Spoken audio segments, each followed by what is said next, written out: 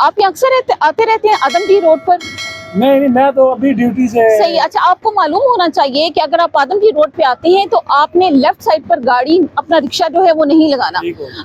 अगर आपके साथ सवारियां हैं तो आपने राइट साइड पर आना है। अच्छा। वहाँ उनको उतारना है, ठीक है। आप वहाँ पर अपना रिक्शा नहीं रोक सकते। अगर आप ऐसा करते हैं तो हम आपको फाइन कर देंगे। अच्छा, अच्छा। नो पार्किंग जो है उसका फाइन 2000 है। नहीं, इंशाल्लाह नेक्स्ट टाइम नहीं होगा।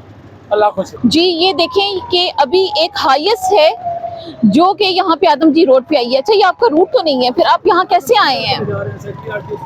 अच्छा, सेक्रेटरी आरटीए के पास लेके जा रहे हैं। सही। लेफ्ट साइड पे आपने गाड़ी को रोक दिया, ठीक है। यहाँ पर आपने लेफ्ट साइड जो है यहाँ आपने किसी सूरत नहीं रुकना है। अच्छा, ये आपकी गाड़ी की ब्लैक, ये जो पेपर है ये कलर्ड है, ऐसे ही है ना? तो ये आपको अलाउ है कि आपके पास कोई परमिशन लेटर मौजूद है?